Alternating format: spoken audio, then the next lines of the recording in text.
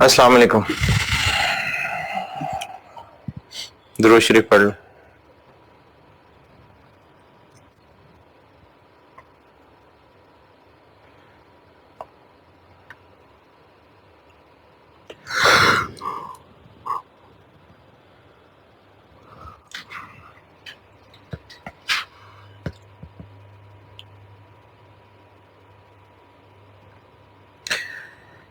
अच्छा, कल एंड किया था ट्रांजैक्शन प्राइस निकालने पे।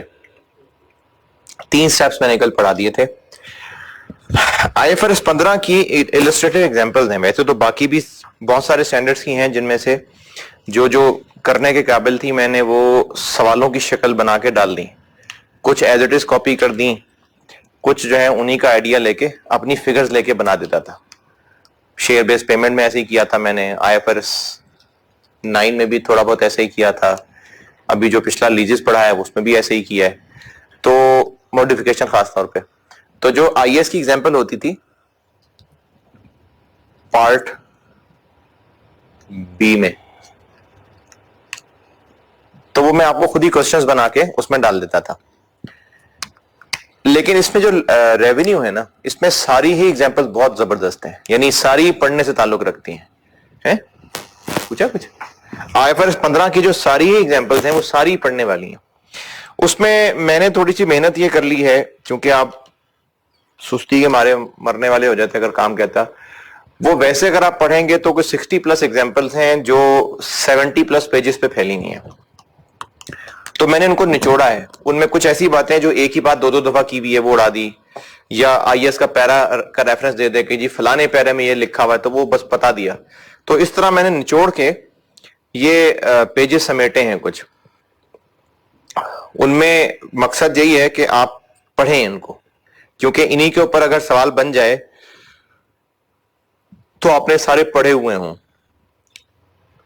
समरी उनकी बना दी है ताकि आप पढ़ लें, बाकी पेपर में आइए साथ लेके गए ही होंगे, बाकी जरूरत पड़ी तो वहां से पढ़ लेना। अभी मैं ऐसा करता हूं कि जो तो बहुत आसान है एग्जाम्पल वो मैं बस जबानी बता के आगे चलता जाऊंगा, और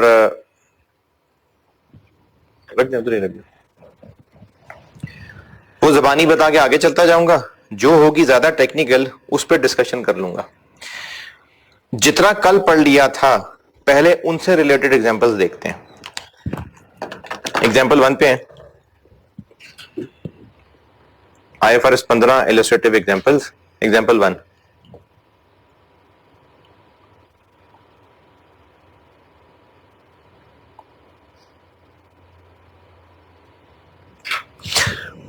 ये जो एग्जांपल 1 है इससे ऊपर एक हेडिंग लिखी हुई है आइडेंटिफाइंग द कॉन्ट्रैक्ट, यानी ये जो स्टेप 1 था ना आइडेंटिफाइंग द कॉन्ट्रैक्ट, ये उसकी बातें हो रही हैं।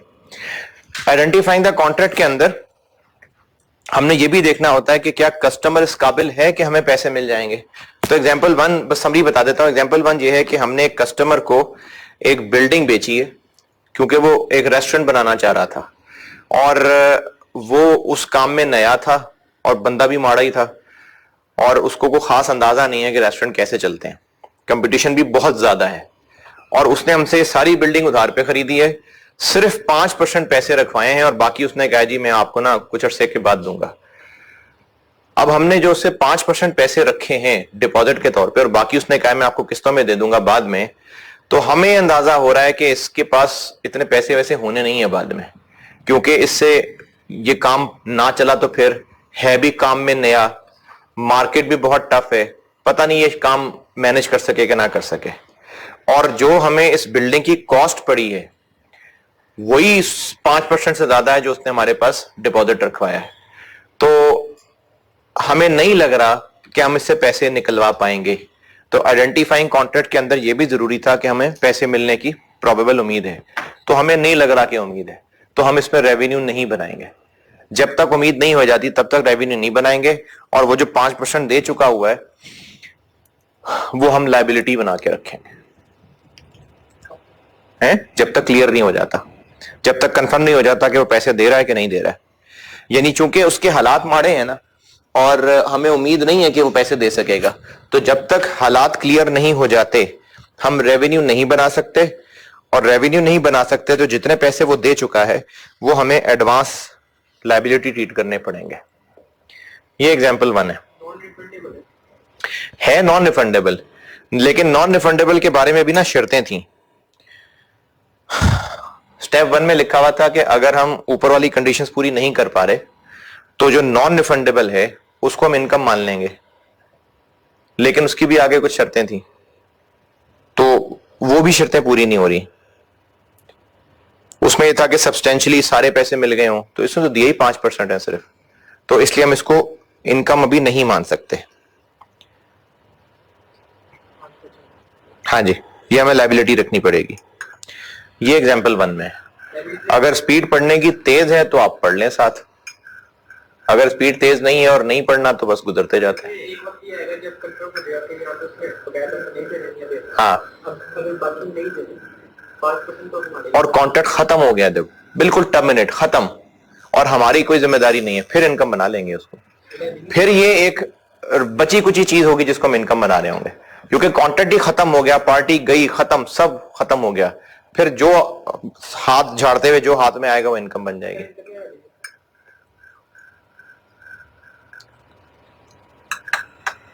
मेरे ख्याल में रेवेन्यू बनाएंगे, क्योंकि हमारा मेन बिजनेस है, और भी 4-5 क्लाइंट डूबते होंगे हर दफा, तो मेरे ख्याल में तो मेन रेवेन्यू बनेगा। चले पढ़ ही लें वैसे जी। तो कह रहे थे अरेंजमेंट जो है नॉन रिसोर्स बेसिस है, इसका मतलब है कि वो डिफॉल्ट कर गया तो रीप्रोसेस कर सकता है बिल्डिंग, इसका क्या मतलब? Repossess can repossess the building but can not seek for the compensation to the customer. अगर उसने पैसे नहीं दिए तो हम उससे बिल्डिंग वापस ले लेंगे, हमने चीज बेची है ना उधार पे, अगर वो पैसे नहीं देता तो हम उससे बिल्डिंग वापस ले लेंगे, लेकिन बिल्डिंग इतनी है ही नहीं, हमने 1 मिलियन रुपए की बिल्डिंग बेची है, बिल्डिंग वापस ले भी ली तो 6 लाख की कॉस्ट है बिल्डिंग की, और जो उसने सिक्योरिटी रखवाई वो सारी 50,000 है, तो उसका कोलेटरल भी काफी नहीं है, और हम मजीद उससे कोई पैसे ले भी नहीं सकते। नॉन रिकोर्स बेसिस का मतलब होता है कि अगर पैसे डूब गए तो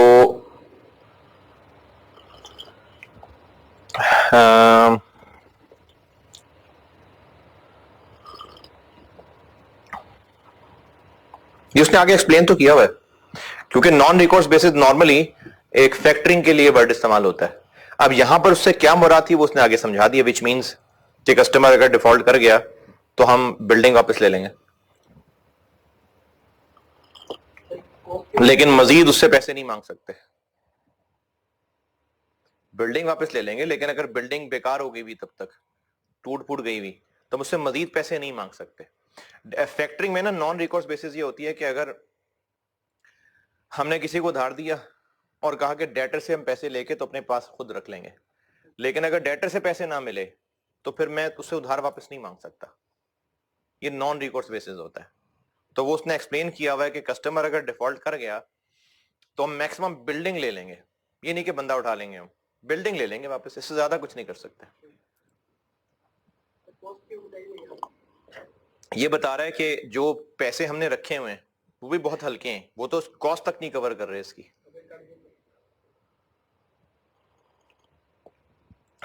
अगर कर जाते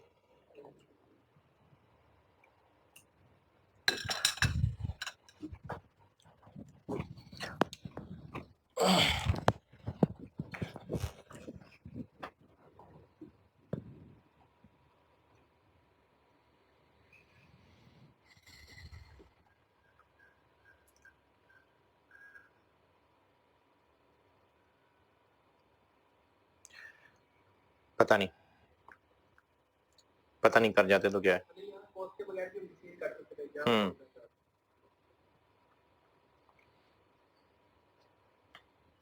अब कल की तो आधी क्लास गुजर गई, कल आए थे हैं, आधा रेवेन्यू करा दिया मैंने।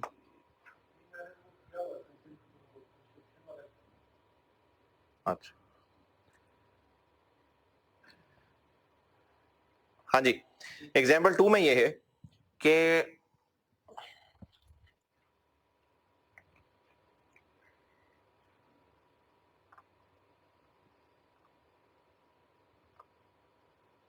हमने कस्टमर को 1 मिलियन की चीज बेची है, लेकिन हमें साथ ही अंदाजा हो रहा है कि कस्टमर से इतने पैसे मिलने हुए नहीं है, और बेशक हमने उसको कहा नहीं है, लेकिन हम उससे कहेंगे चलो यार थोड़े पैसे भी हैं तो दे दो।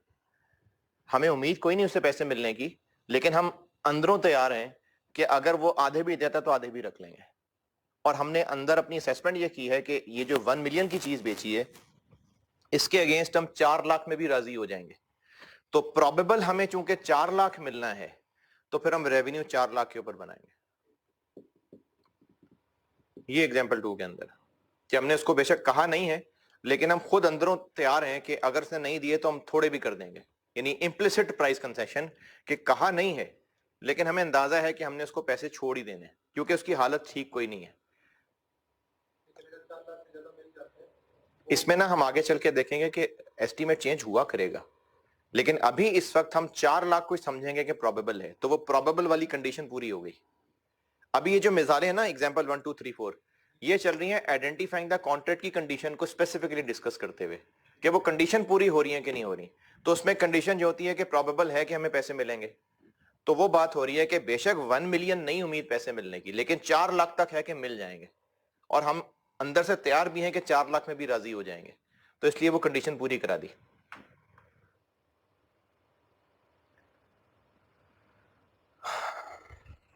अच्छा, इसी से मिलती जुलती एक और मिसाल है कि हम हॉस्पिटल हैं, और बाज़ औक़ात ऐसा होता है कि अब क्योंकि बाहर की मिसालें हैं ना, तो बाहर तो सब लोगों की इंश्योरेंस हुई होती है।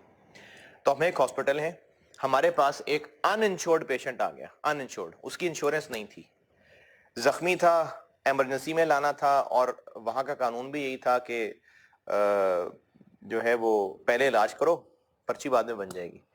तो इलाज करना हमें मजबूरी था, वो इलाज करना पड़ा।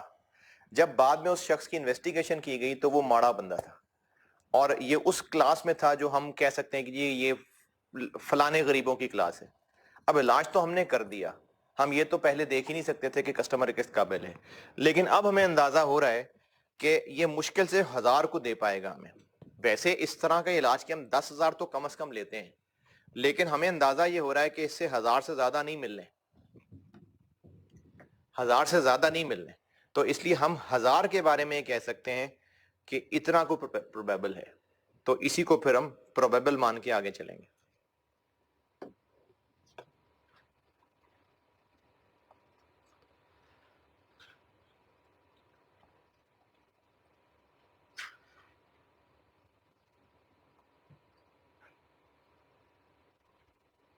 अच्छा, एग्जाम्पल 4 ये है, इसमें भी बस ऊपर ऊपर से बता के चलता हूं।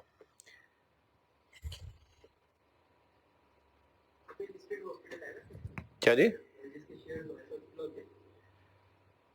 मेरे इल्म में नहीं है, हो सकता है होते हो पाकिस्तान में, या वैसे बाहर होते होंगे।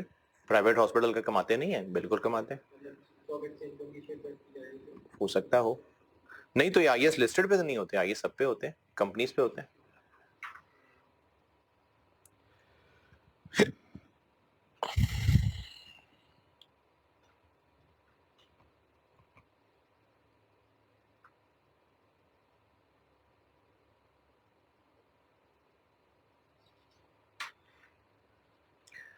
अच्छा, एग्जाम्पल 4 आप भी पढ़ लें, मुझे भूली हुई है, दोबारा पढ़नी पड़ेगी। एग्जाम्पल 4 पढ़ लें।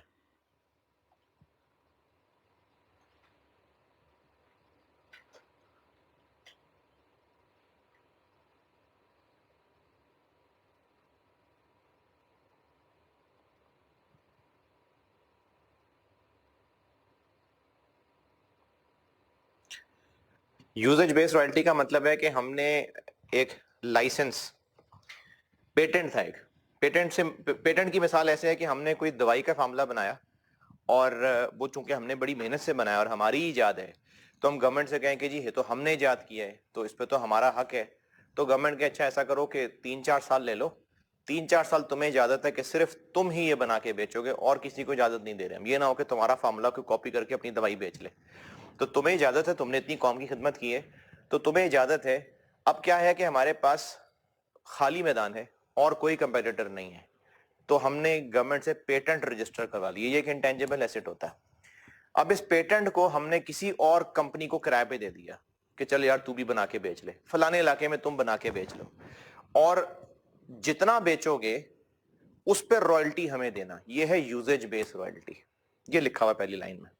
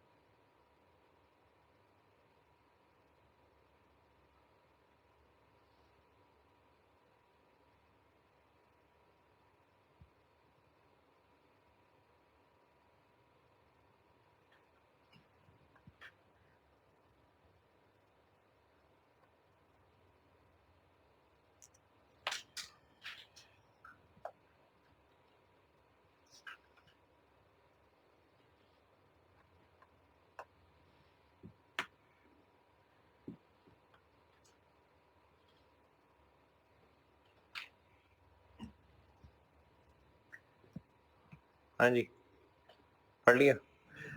चले समरी बता देता हूं। हमने अपने कस्टमर को लाइसेंस किराए पे दिया और उसको कहा कि 4 साल हैं तुम्हारे पास, तो तुम ऐसा करो कि 4 साल 3 साल, चलो जितने भी हैं, तुम इसको इस्तेमाल करो, चीजें बनाओ, बेचो, और जितना बेचोगे उस पर रॉयल्टी हमें मिलेगी। साल तो अच्छा गुजर गया, उस साल में हम उस रेवेन्यू को इनकम बनाते रहे अपनी। दूसरे साल में इसके थोड़े हालात खराब हुए, एक क्वार्टर में उसने पैसे अच्छे दे दिए, उसके बाद फिर हालात पतले हो गए। तीसरे साल में हमें अंदाजा हो गया कि बंदा फारिग है, ये अब नहीं चल सकेगा। तो अब हमें नहीं लग रहा कि अब हमें कुछ रेवेन्यू मिलेगा, तो फिर हम यही कंक्लूड करेंगे कि अब इससे काम आगे नहीं चल सकेगा, और आइंदा से फिर हम रेवेन्यू रिकॉर्ड करना छोड़ देंगे, क्योंकि इससे तो मिलना ही कुछ नहीं है। तो हमने रीअसेस किया हालात को कि अब नहीं है कॉन्ट्रैक्ट, अब इससे हमें रेवेन्यू मजीद नहीं मिल सकता। तो हालात की वजह से हमने चीजें रीअसेस कर ली, और अकॉर्डिंगली अब हम मजीद रेवेन्यू नहीं रिकॉर्ड करेंगे। हाँ, अगर पुराना कोई रिसीवेबल है तो उसकी इम्पेयरमेंट टेस्टिंग भी करके देखेंगे कि वो भी मिलना है कि नहीं मिलना। आइंदा से फिर रेवेन्यू नहीं बनाएंगे क्योंकि उसके हालात नहीं है रेवेन्यू वाले। जी जी, नहीं नहीं, रॉयल्टी है। अगर हमारा बिजनेस है तो रॉयल्टी हमारा बिजनेस की इनकम है।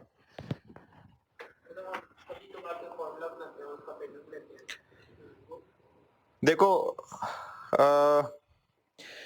इसका फैसला डेफिनेशन कर चुकी कि अगर हमारा ऑर्डिनरी कोर्स है तो IFRS 15 है, अगर ऑर्डिनरी कोर्स नहीं है तो फिर IFRS 15 नहीं है। तो वो तो डेफिनेशन से निकल जाएगा ना। अगर हमने जिंदगी में एक ही बार पेटेंट बनाया था और उसके अलावा कहीं रॉयल्टी कमाई नहीं है और वो ऑर्डिनरी कोर्स नहीं है, यानी एक है कि हम ये काम पहली दफा कर रहे हैं, इट डजंट मीन कि ऑर्डिनरी कोर्स नहीं है, आइंदा किया करेंगे, बन गया ऑर्डिनरी कोर्स। लेकिन अगर जिंदगी में वाहिद काम है, आइंदा इस तरह से करना ही नहीं है कि हम रॉयल्टियां कमाएं, तो फिर वो रेवेन्यू की डेफिनेशन में फॉल नहीं करेगा। ये बात नहीं देखना, लेकिन पता इस चीज की तो गारंटी नहीं है कि हम ऐसा फॉर्मूला वाकई बना पाएंगे कि जिस पे हम पेटेंट कमाएंगे और फिर बना। देखो, अब हम ये पेटेंट किराए पे दिया करेंगे। हाँ, अगर बिजनेस के पास एक ही बिल्डिंग है और वो उसको किराए पे देता है और जिंदगी में दोबारा बिल्डिंग नहीं भी खरीद सकेगा, लेकिन उसका ऑर्डिनरी कोर्स है वो, तो एक एसेट से भी तो ऑर्डिनरी कोर्स चल सकता है। एक ही बस है, एक ट्रांसपोर्ट कंपनी, एक ही बस है उसके पास, वही चलाए जाते हैं 24 घंटे, ड्राइवर बदल बदल के, तो वो भी ऑर्डिनरी कोर्स है उसका किराया। तो बात ये नहीं कि एक ही एसेट से ऑर्डिनरी कोर्स कैसे हो सकता है, बिल्कुल हो सकता है। अगर उसका मेन काम ही यही है और वो इसी से कमाया करेगा तो हो गया ऑर्डिनरी कोर्स। देखो, 4 साल तक भी तो इसका मेन सोर्स ऑफ इनकम ही है ना। अदर इनकम तो कभी कभार कोई चीज होती है, तो ये तो मेन सोर्स ऑफ इनकम है, इसका मेन एक्टिविटीज है इसकी, तो ऑर्डिनरी कोर्स में है। अच्छा, इसके बाद कॉन्ट्रैक्ट मॉडिफिकेशंस हैं, ये आपको भी पढ़ाना है, कोशिश करूंगा आज बारी आ जाए इसकी। तो एग्जाम्पल 9 तक तो निकल गई, अब आए एग्जाम्पल 10 पे।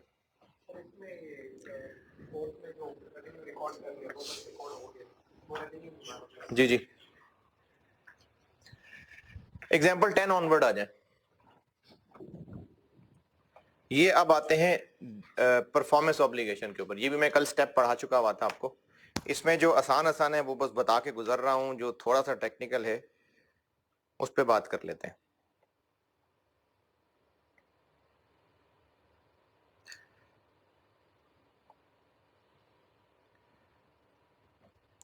एग्जाम्पल 10 बहुत सिंपल सी है।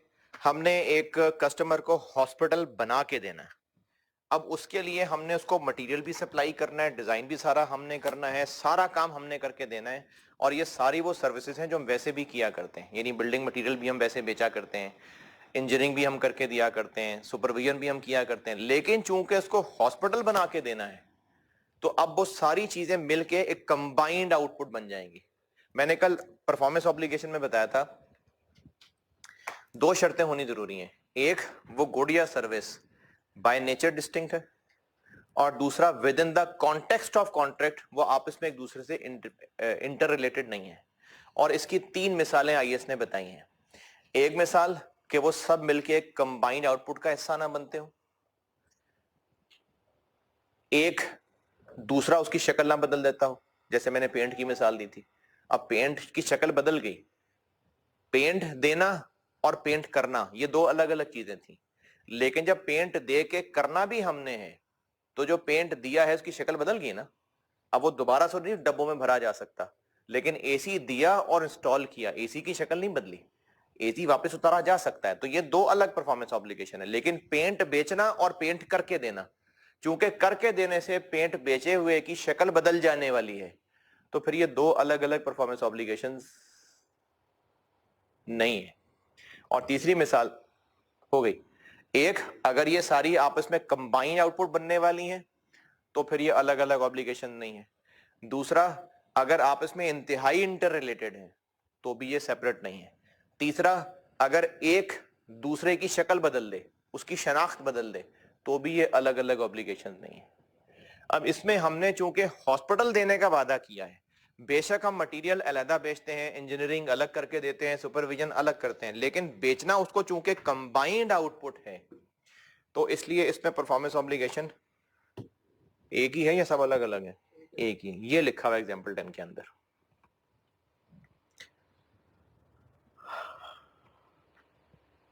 पढ़ रहे हैं तो रुकू, नहीं तो मैं चलूं आगे। हैं?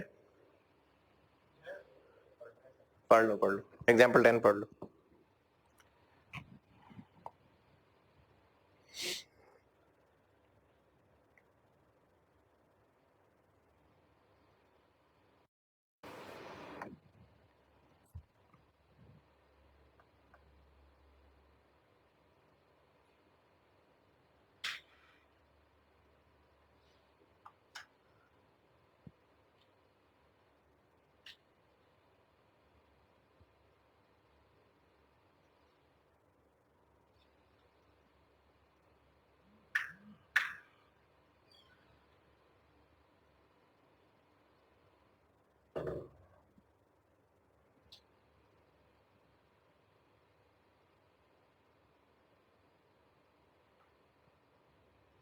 हाँ जी ठीक है।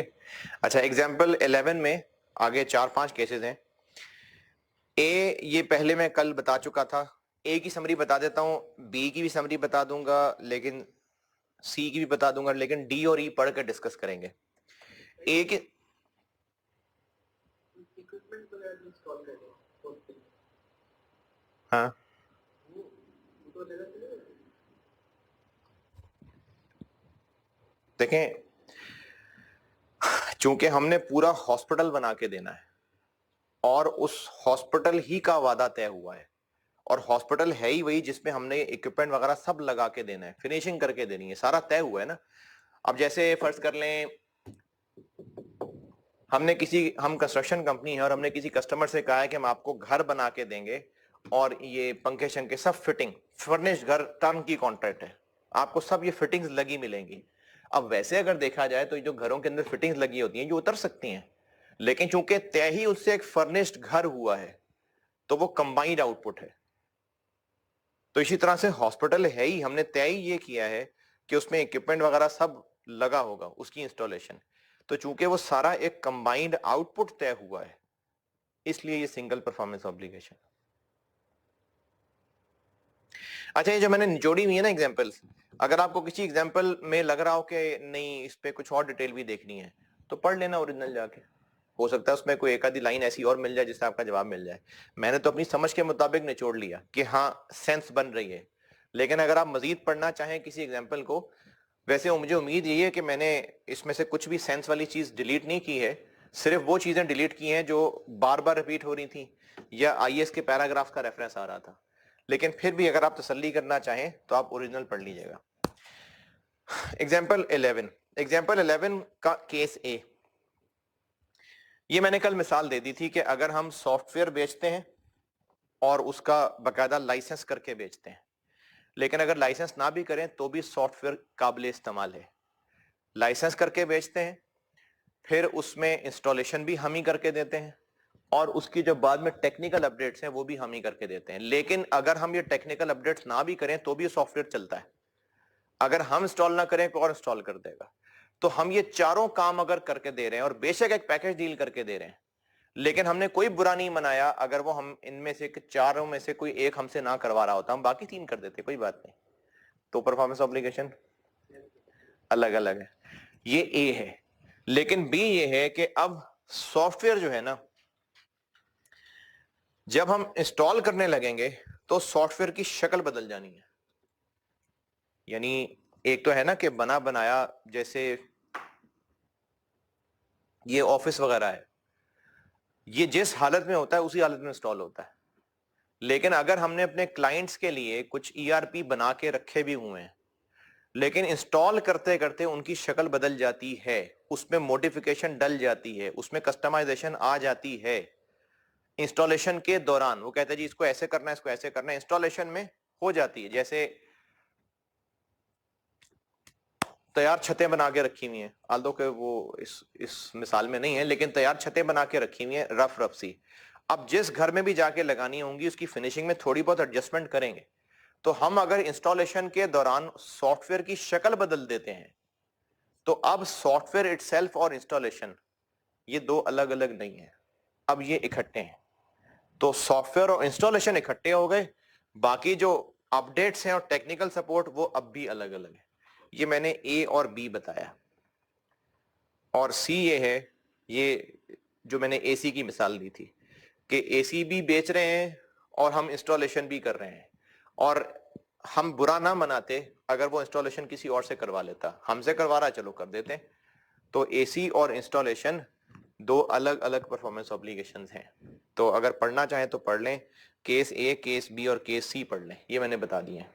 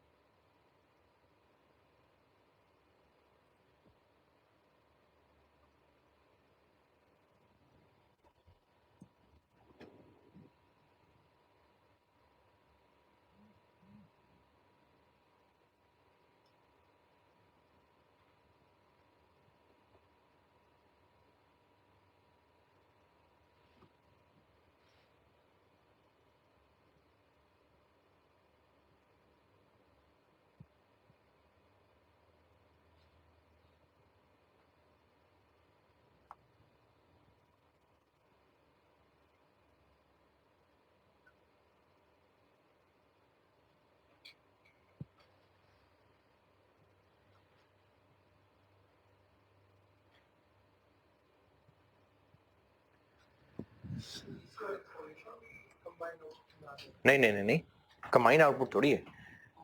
एसी उतर भी सकता है, बाद में उतर जाएगा।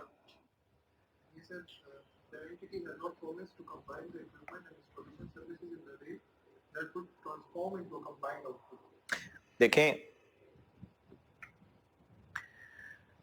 एसी इंस्टॉल हो गया, उसके बाद वो उतर जाएगा, उसके ब्रैकेट्स वगैरह सब, तारें शरें सब अलग हो जाएंगे, सिवाय जो दीवार में सुराख की है, इसके अलावा कुछ भी मसले वाली बात नहीं है, सब सेपरेट हो सकता है। तो ये कोई कंबाइंड आउटपुट नहीं है। लेकिन घर बना के देना, उसमें से सीमेंट अलग थोड़ी निकलेगा, अब उसमें से इंजीनियरिंग अलग थोड़ी कर सकते हैं, जो कंस्ट्रक्शन की सुपरविजन थी वो अलग थोड़ी हो सकती है। नहीं तोड़ सकते ना वापस, क्या चीज?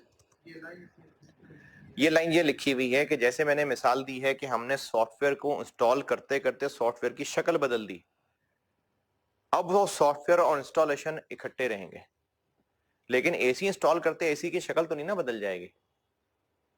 अगर ऐसा होता ना कि एसी बस जिंदगी में एक ही दफा इंस्टॉल हो सकता था, क्योंकि जिस तरह की पैकिंग में आता है उसके सारे कोने काट के तोड़ मरोड़ के छिलके छील के अंदर से फल निकाल के फिर वो इंस्टॉल होना था, और बस उसके बाद वो दोबारा अलग नहीं हो सकता था।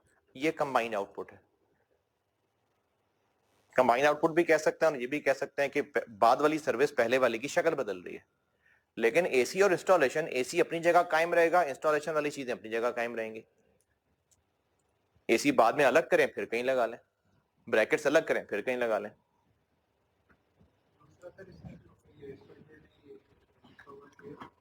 By using it, second paragraph, for reselling it for an amount greater than the spent. कहां पर? ए बी सी कौन सा? सी में कहां पर? Second paragraph, the customer shall benefit from the equipment on its own. देखें, अगर एसी कुछ इस तरह का है कि एक बार लग गया ना तो फिर वो किसी काम का नहीं है, यानी अगर उतार लिया तो फिर किसी काम का नहीं है, तो फिर वो कबाड़ है ना। लेकिन अगर एसी उतार के भी एसी ही है तो फिर वो कबाड़ियों को बेच रहे होंगे? नहीं, किसी और को बेच रहे होंगे, तो कबाड़िए से तो महंगा बेच रहे होंगे ना। ये लिखा हुआ है कि हम इस इक्विपमेंट को उतार के किसी और को बेच सकते हैं और कबाड़ से ऊपर महंगा बिकेगा, ग्रेटर देन स्क्रैप वैल्यू। तो फिर ये एसी की शक्ल बदल गई, फिर इस एग्जाम्पल में फिट नहीं होगा। इसकी आप मिसाल एसी बदल के, हम पेंट बेच रहे हैं और पेंट हम दीवार पे लगा के भी दे रहे हैं। अब पेंट बेचना पेंट है, लेकिन जब हमने लगा दिया अब वो पेंट नहीं रहा ना। सीमेंट बेचना, सीमेंट एक प्रोडक्ट है, लेकिन लगाना भी हमने था। जब लगा दिया तो फिर वो सीमेंट नहीं रहा, फिर उखाड़ के वो मलबा ही बिकेगा, सीमेंट के तौर पे नहीं बिकेगा। तो सीमेंट बेचना और लगाना ये दो सेपरेट परफॉर्मेंस ऑब्लिगेशन नहीं है, क्योंकि लगा देने से सीमेंट की शक्ल बदल जाएगी, या ये कह लें कि शक्ल बदल जाएगी, या कह लें कि वो एक कंबाइंड आउटपुट बन गया होगा। फिर वो अलग शक्ल नहीं निकल सकेगी, फिर वो सीमेंट के तौर पे नहीं बिक सकेगा, फिर वो कबाड़ मलबे के तौर पे बिकेगा। फिर एक परफॉर्मेंस ऑब्लिगेशन है, चूंकि वो अपनी हैसियत बाकी रखेगा इक्विपमेंट, तो फिर ये दो अलग अलग परफॉर्मेंस ऑब्लिगेशन है।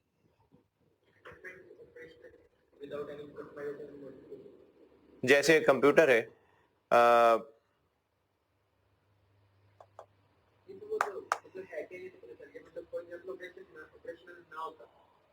देखो सिर्फ इस सेंटेंस से ये दो अलग अलग नहीं है। जैसे एसी है, अब एसी उस दुकान पे पड़ा पड़ा तो ऑपरेशनल नहीं है ना, जब तक उसकी तारें शारें जोड़ के उसको कनेक्ट नहीं करेंगे, उसके पीस आउटर अलग है, वो अलग है, जब तक कनेक्ट नहीं करेंगे तब तक वो ऑपरेशनल नहीं है। तो सिर्फ इस जुमले से नहीं है दो अलग अलग सेपरेट ऑब्लिगेशंस। ये तो वैसी वजाहत की हुई है कि वो बिल्कुल सही था, ताकि ये शक ना पड़े कि शायद ये कोई ऐसी चीज थी जो किसी काबिल नहीं थी, उसको हमने इंस्टॉल करना था, फिर वो किसी शक्ल में आना था। सिर्फ इस वजह से इन्होंने वाजे किया हुआ है। वरना आप इसकी जगह पंखा देख लें, वो एग्जॉस्ट फैन है या वो है, वो उतना टेक्निकल नहीं है जितना एसी है, बल्कि इवन कि एसी भी इतना टेक्निकल नहीं है। एसी भी आप कह सकते हैं जाके जोड़ना है बस, ये काबिल इस्तेमाल है। पंखा भी ऐसे ही काबिल इस्तेमाल है, जाके लगा दें तार और चलेगा। तो वो ऑफ द शेल्फ है, बिल्कुल आप वहां से उतारे वहां लगा दें, तार ही लगानी है ना पंखे की। वो जो वहां लटका हुआ है उसमें क्या इंस्टॉलेशन है? वो सिर्फ वहां पर पीछे हुक लगना है, पंखा उस पर जुड़ जाना है और तार पीछे से ऊपर ले जाके स्विच में लगा दें। नहीं तो आप वहीं तार लगा के देख लेते, वो भी काबिल इस्तेमाल था। हाँ, तो फिर वो जिस हालत में है अभी वो काबिल इस्तेमाल नहीं है, इंस्टॉलेशन में उसकी ये शक्ल बदल जाएगी। जैसे सॉफ्टवेयर था, अब सॉफ्टवेयर की अपनी एक पहचान थी, लेकिन इंस्टॉलेशन में उसमें कस्टमाइजेशन हो जानी थी, तो उसकी शक्ल बदल जानी थी ना। तो इसका मतलब जब शक्ल बदल जानी है तो वो एसेट और इंस्टॉलेशन मिला के एक परफॉर्मेंस ऑब्लिगेशन है। इस इक्विपमेंट की शक्ल नहीं बदलनी, तो इसलिए इक्विपमेंट और इंस्टॉलेशन दो अलग अलग परफॉर्मेंस ऑब्लिगेशन। ओरिजिनल एग्जाम्पल पढ़ोगे तो उसमें और बहुत सारा एक्स्ट्रा लिखा हुआ, इसलिए इसको मैंने छोटा किया। हमने कल की बात की परसों कि हम उसको अलग से भी सेल कर सकते हैं जी, सिर्फ हम अलग से सेल कर सकते हो किसी दूसरे को या कोई भी मार्केट में कोई भी। अगर कोई दूसरा, लेकिन ये है ना कि अगर मार्केट में कोई और नहीं है लेकिन हम सेल कर सकते हैं तो फिर भी वो बाय नेचर डिस्टिंक्ट है, फिर भी distinct। क्योंकि हम किसी और को बेच सकते हैं। तो फिर इन्होंने ये by several alternative service providers. देखें, मैंने कहा अगर मार्केट में कोई और नहीं बेचता और लेकिन हम बेचते हैं फिर भी है, यानी ये तो मैंने आखिरी दर्जा बताया। अगर मार्केट में और लोग बेचते हैं फिर तो ये है ही बाय नेचर डिस्टिंक्ट। लेकिन ये पहली कंडीशन पूरी होगी, दोनों पूरी होनी जरूरी है। परफॉर्मेंस ऑब्लिगेशन डिस्टिंक्ट है कि नहीं है, दो कंडीशन है, एक वो बाय नेचर भी डिस्टिंक्ट हो, इसकी पहचान है कि मार्केट में बिकता है कि नहीं बिकता, और दूसरा कि वो with in the context of this contract भी अपनी पहचान रखता हो। अगर इस कॉन्ट्रैक्ट के कॉन्टेक्स्ट में अपनी पहचान खो देगा तो फिर वो सेपरेट नहीं है। एसी इंस्टॉल करने में एसी की पहचान खत्म नहीं हो जाएगी तो फिर वो सेपरेट है इंस्टॉलेशन से। लेकिन पेंट के डब्बों में जो लिक्विड पेंट है दीवार पे लगा दिया तो उस पेंट की पहचान खत्म हो गई, अब दोबारा डब्बों में डाल के पेंट कह के नहीं बेच सकते।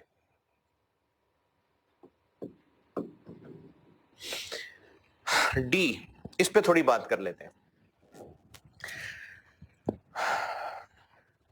कल मैंने मिसाल दी थी कि अगर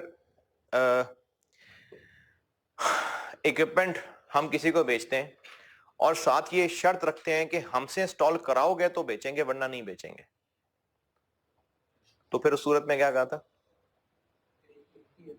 अच्छा, इसको थोड़ा और एक्सप्लेन करते हैं। हम ऐसा क्यों कह रहे हैं?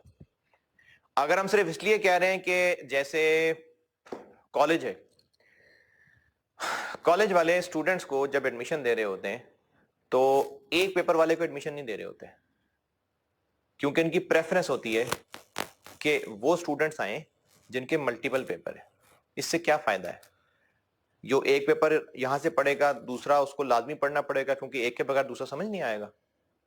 फिर बिजनेस स्ट्रेटजी है ना कि अपने रिसोर्सेज वहां लगाए जाएं जहां से ज्यादा फायदा आना है। ये एक बिजनेस स्ट्रेटजी है, इसलिए शर्त लगा दी। क्या ये ऐसा था कि एक लेक्चर पढ़ोगे तो समझ नहीं आएगा, दो पढ़ोगे तो बेटा समझ आएगा इसलिए कह रहे हैं? ऐसी बात नहीं है ना। तो जो रिस्ट्रिक्शन लगाई है अगर वो बिजनेस स्ट्रेटजी के तौर पे लगाई है कि हम क्यों ना उन कस्टमर्स को बेचें जो हमसे ज्यादा काम करवा रहे हो, जो सिर्फ एक काम करवा रहे हम नहीं तुम्हें नहीं बेचना, ये और बात है। लेकिन अगर हम ये कह रहे हैं कि इक्विपमेंट इंस्टॉल भी हम ही करेंगे क्योंकि ये हम ही कर सकते हैं और करोगे तो खराब हो जाएगा, बाकी लोग इसको हैंडल ही नहीं कर सकते, इसलिए हम अपना इक्विपमेंट क्यों मार्केट में खराब करें, हम ही इंस्टॉल करेंगे क्योंकि और ये किसी के बस की बात है ही नहीं। अब ये थोड़ी ज्यादा डिटेल आ गई ना। एक था कि हम कस्टमर को ये कहते हैं कि हमसे तुम दोनों चीजें लोगे तो हम देंगे, एक नहीं हमारे पास और भी ग्राहक हैं हम वहां चले जाएंगे, ये और बात है, ये एक बिजनेस स्ट्रेटजी है। लेकिन ये कि हम तुम्हें बेचेंगे तब अगर हमसे इंस्टॉल कराओगे, क्योंकि ये इतना टेक्निकल है कि अगर इंस्टॉल सही ना हुआ तो इक्विपमेंट खराब हो जाएगा, इसलिए हम खुद ही इंस्टॉल किया करते हैं, उसके बगैर हम किसी अरे गैरे को करने देते नहीं है। अगर ये जरा भी इंस्टॉलेशन आगे पीछे हुई तो ये खराब हो जाएगा, ये और चीज है। तो ये जो अब और चीज है जो मैंने मिसाल दी है, अब ये दोनों चीजें आपस में इतनी इंटर रिलेटेड है कि वो हम ही से खरीद सकता है और किसी से इंस्टॉल नहीं करवा सकता। तो अब इस सूरत में एक है, लेकिन पहले जो जस्ट अ बिजनेस स्ट्रेटजी हम दो चीजें बेचते होते थे एक नहीं बेचते थे, वो दो हैं। ये केस डी है।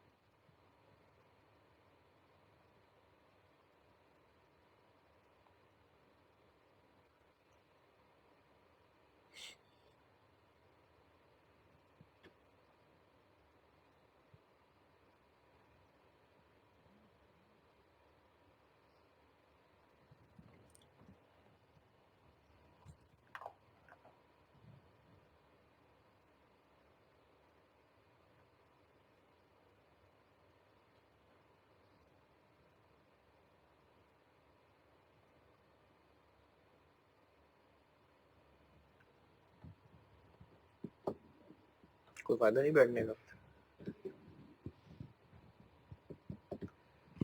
हाँ जी, डी। ठीक है। अच्छा, ई भी आसान सा है, पढ़ना है तो पढ़ लेना, मैं समरी बता देता हूँ। ई ये है कि हमने एक इक्विपमेंट बेचना है कस्टमर को, और उस इक्विपमेंट की मेंटेनेंस के लिए इसकी कुछ फ्यूल चाहिए हुआ करेगा, जैसे इंजन ऑयल चेंज होता है ना। तो हमने उनसे कहा है कि हम आपको मशीन भी बेचेंगे, और उसका जो कल को इंजन ऑयल हर साल चेंज किया करना है वो भी हम ही आपको सप्लाई किया करेंगे, क्योंकि वो भी हम ही बनाते हैं। जो मशीन बेच रहे हैं उसकी कल को सर्विस के लिए जो उसका इंजन ऑयल रिप्लेस हुआ करेगा वो भी हम ही मैन्युफैक्चर करते हैं, लेकिन हम वो ऑयल भी मार्केट में बेचा करते हैं। यानी ऐसा नहीं है कि हमसे जो मशीन खरीदेगा सिर्फ उसको ऑयल मिलेगा और उस मशीन में सिर्फ यही ऑयल डलेगा। मशीन लेनी है तो ऑयल भी लेना पड़ेगा, नहीं तो नहीं, ये और बात है।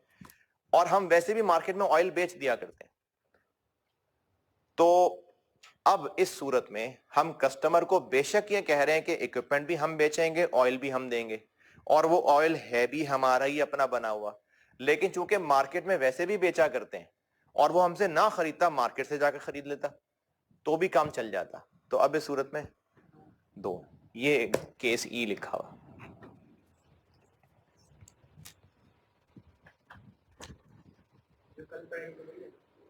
जी, पूरे टॉपिक की बात करो। हाँ जी जी।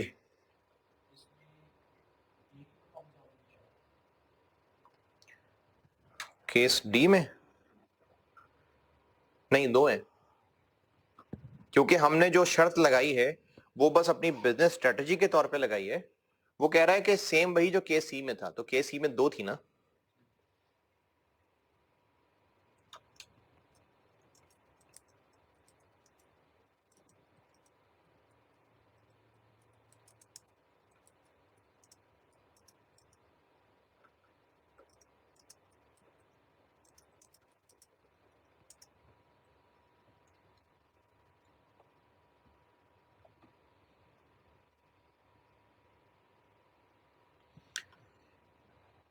हाँ जी, ई ओके।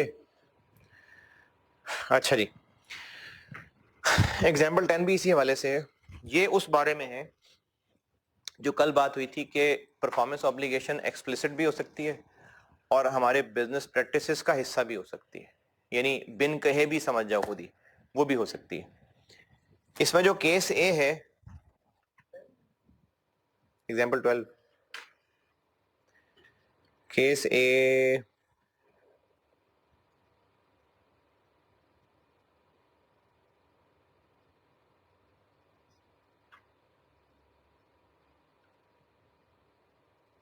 हाँ जी, ये केस ए अच्छा है।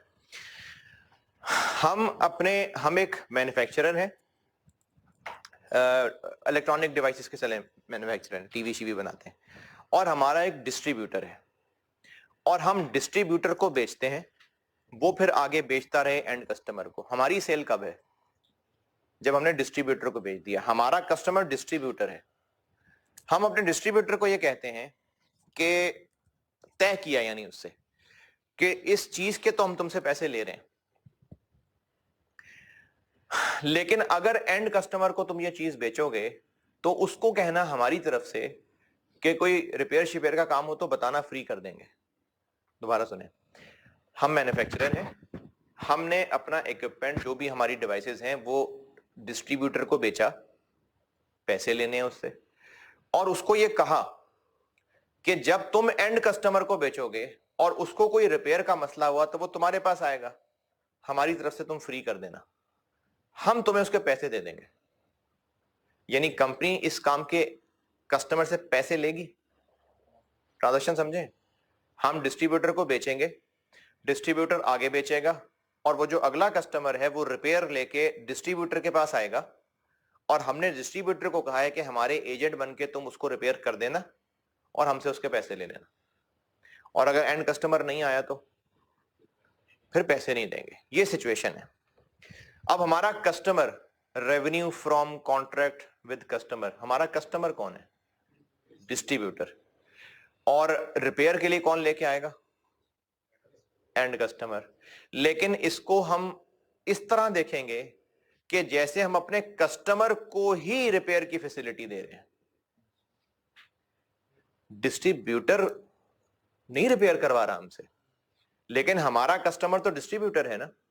हम उसको चीज बेच रहे हैं और रिपेयर की सर्विस हम उसको दे रहे हैं। देखें, अगर इस तरह होता कि हमारा डिस्ट्रीब्यूटर हमें चीज के पैसे देता और वो आगे कस्टमर को बेचता और कस्टमर डिस्ट्रीब्यूटर के पास लाता, डिस्ट्रीब्यूटर कहता है ये तो आपकी चीज ही खराब निकली, हम कहते कोई बात नहीं, हम तुम्हें ठीक करा देते हैं फ्री। हम डिस्ट्रीब्यूटर से चीज किसी और मैकेनिक को देते, उससे ठीक करा के डिस्ट्रीब्यूटर को वापस कर देते। तो हम अपने कस्टमर को दो सर्विसेज दे रहे हैं, गुड दी है और रिपेयर सर्विस दी है। तो वो जो किसी से रिपेयर करा के देना था, हमने डिस्ट्रीब्यूटर से कहा खुद कर दो, पैसे ले लो। बात थोड़ी अजीब है, हमारा कस्टमर डिस्ट्रीब्यूटर है तो हम उसको पैसे दे रहे हैं कि सर्विस दे रहे हैं? एक्चुअली हम सर्विस दे रहे हैं, नहीं, इन सब्सटेंस अब सर्विस दे रहे हैं। क्योंकि वो डिस्ट्रीब्यूटर जब हमें श्योर करता कि जी चीज खराब है, हम उससे वो चीज लेके किसी और से रिपेयर करा के जो उसको वापस देते फ्री ऑफ कॉस्ट, तो हम उसको सर्विस ही दे रहे हैं ना। तो वो जो किसी से रिपेयर कराना था, हमने कहा तुम खुद ही कर लो, ये लो पैसे ले ले यार तू। तो हम अपने कस्टमर को गुड भी दे रहे हैं और रिपेयर सर्विस भी दे रहे हैं। तो हमारी अब दो परफॉर्मेंस ऑब्लिगेशंस। ये केस ए में लिखा हुआ, एग्जाम्पल 12 केस ए।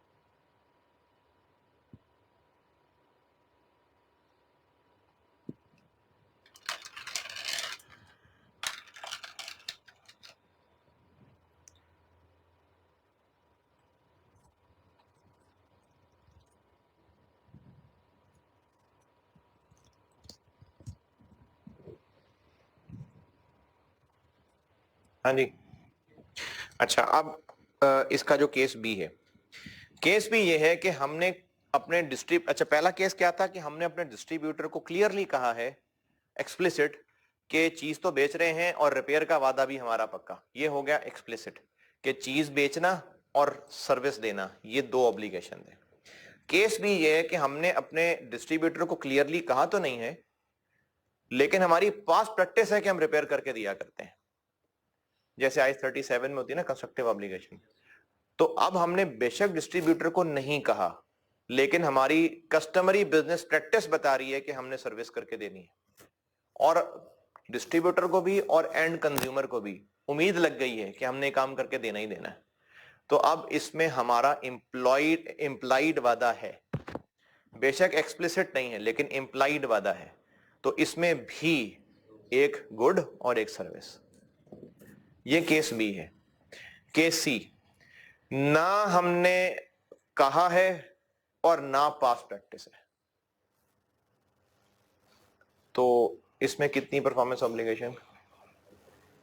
एक। लेकिन जैसे ही चीज बेच ली, बेचने के बाद कहा कि आइंदा को मसला होना तो देना, मैं रिपेयर कर दूंगा। अब बन गई ये परफॉर्मेंस ऑब्लिगेशन इस कॉन्ट्रैक्ट में।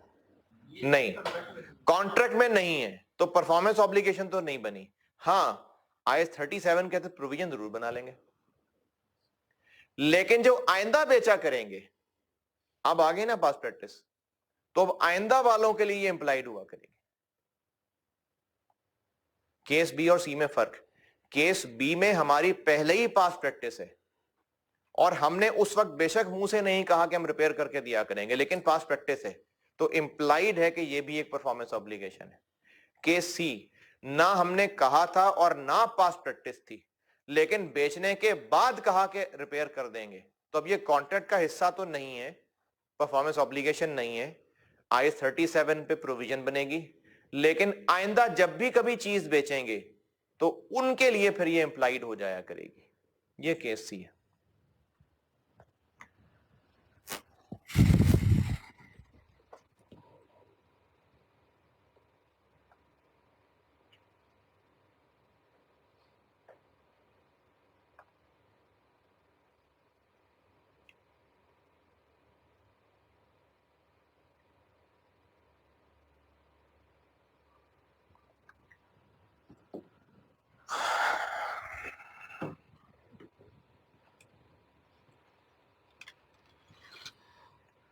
ठीक है, चले आगे। डिस्ट्रीब्यूटर के लिए हो गया, किसी और के लिए क्या सिर्फ एक डिस्ट्रीब्यूटर से कह दिया कि आइंदा कोई मसला हुआ तो ये जगह से इसी की बात हो रही है ना, या अगर इसके साथ 4 और को बेच दिया हुआ है तो उन चारों की बात हो रही है। हमने और डिस्ट्रीब्यूटर से ही नहीं कर, सिर्फ इससे कह दिया, सिर्फ अपना रिलेशन अच्छा करने सिर्फ इस डिस्ट्रीब्यूटर को कहा है, तो फिर सिर्फ इस डिस्ट्रीब्यूटर का जो आइंदा किया करेंगे वो एम्प्लॉयड हुआ करेगा, बाकियों के लिए नहीं होगा। तो ये तो फिर बिजनेस प्रैक्टिस ना होगा। नहीं, देखें, अब हमारी बिजनेस प्रैक्टिस है एक खास सेगमेंट में और अगले को उम्मीद भी लग गई है, क्योंकि ये भी होता है कि अगले को उम्मीद भी लग गई हो, तो उसको तो उम्मीद लग गई कि आइंदा किया करेगा। अच्छा, एग्जाम्पल 12 हो गई, 13 से लेके 19 तक छोड़ दें, ये भी नहीं पढ़ाया हुआ, 20 पे आ जाए।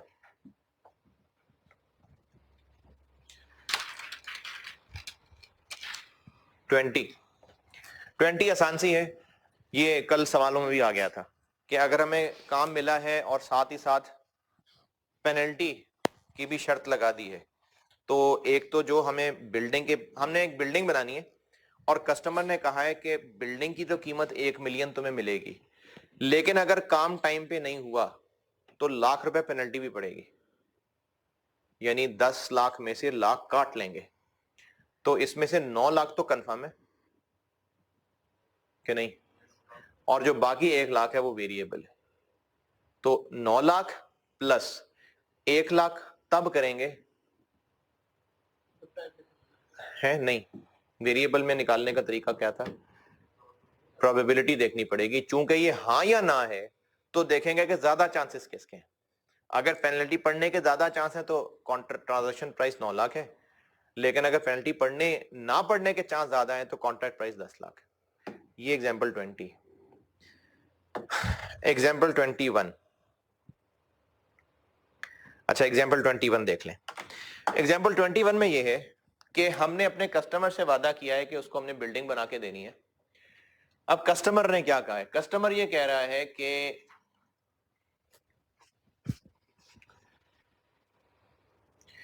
प्राइस तो 2.5 मिलियन है, लेकिन अगर टाइम पे काम ना हुआ तो आपको मैं पेनल्टी भी डालूंगा। अगर टाइम पे काम ना हुआ तो पेनल्टी डलेगी, और अगर टाइम से पहले हो गया तो बोनस दूंगा। पेनल्टी भी और बोनस भी पर यूनिट कैलकुलेशन है, यानी अगर लेट करेगा तो जितना लेट करेगा पर डे 10,000 पर फाइन पड़ेगा, और अगर जल्दी करेगा तो जितने दिन जल्दी कर देगा पर डे 10,000 रुपए बोनस मिलेगा। प्राइस इतनी है, लेकिन इसमें प्लस भी हो सकता है माइनस भी हो सकता है, और वो जो प्लस होना है वो ये है, जो माइनस होना है वो ये है। और कितनी पेनल्टी और कितना बोनस है ये भी पर डे के साथ लिंक कर दिया। यानी ये ऐसा होगा कि या तो पेनल्टी पड़ेगी या नहीं पड़ेगी, हाँ या ना है? नहीं, हो सकता है 1 दिन लेट हो सकता है 2 दिन लेट हो सकता है 3 हो सकता है 4 हो। इसी तरह ये वाला बोनस हाँ या ना है? नहीं, हो सकता है 1 दिन का बोनस मिले, हो सकता है 2 का मिले, हो सकता है 3 का मिले। तो एक ये है वेरिएबल। इसके अलावा एक और बात ये कही कि अगर तुमने बहुत अच्छी बिल्डिंग बनाई हुई, हम एक बंदे से रेटिंग करवाएंगे, अगर बहुत अच्छी बिल्डिंग बनाई हुई और उस बंदे ने कहा कि हाँ जी परफेक्ट है रेटिंग के हिसाब से, तो हम तुम्हें 1.5 लाख रुपए बोनस और दे देंगे। और अगर उसने कहा कि नहीं, तो फिर नहीं देंगे।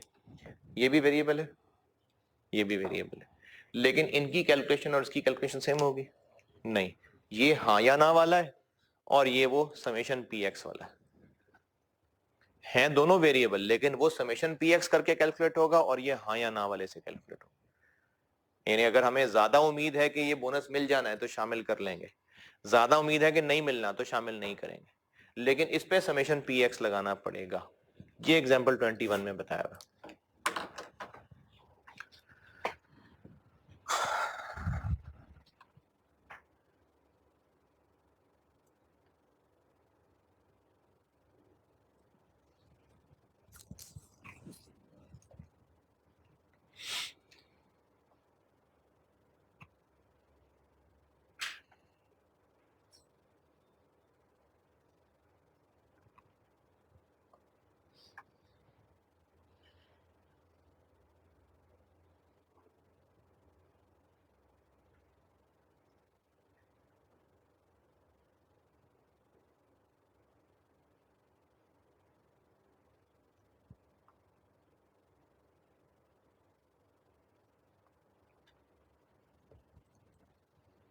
जी सर।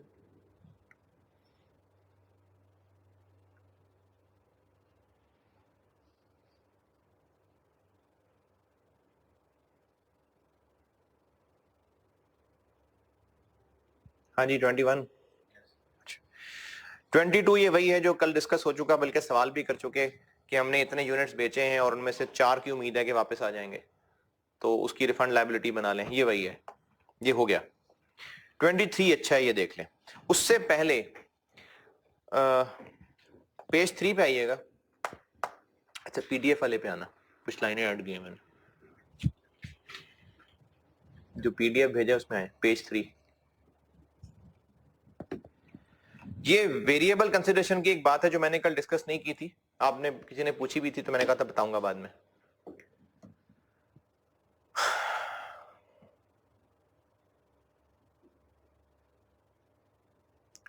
पहुंचे?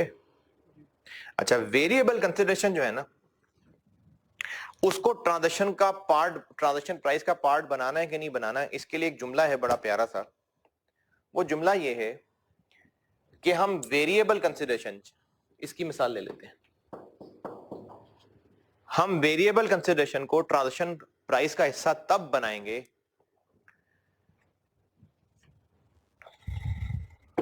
अगर हाईली प्रोबेबल है कि कल को हमें रिवर्स नहीं करना पड़ेगा। हम वेरिएबल कंसिडरेशन को ट्रांजैक्शन प्राइस का हिस्सा तब बनाएंगे अगर हाईली प्रोबेबल है कि कल को हमें रिवर्स नहीं करना पड़ेगा। It is highly probable that a significant reversal, sorry reverse नहीं, सिग्निफिकेंट रिवर्सल नहीं करना पड़ेगा। छोटे मोटे की खैर है, सिग्निफिकेंट रिवर्सल नहीं करना पड़ेगा। छोटा मोटा तो हो सकता है, अंदाजा है, जैसे ये हमने सोच लिया कि हमें 5 को दिन का बोनस तो मिल जाएगा, लेकिन असल में जाके 3 दिन का मिला, तो छोटे मोटी रिवर्सल हो सकती है, लेकिन सिग्निफिकेंट रिवर्सल होगी ये नहीं।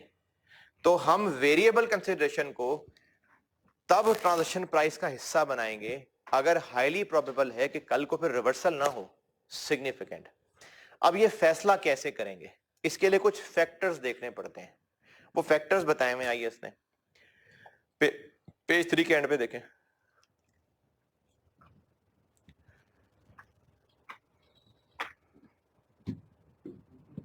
तो देख ले यार, नहीं मना करेगा।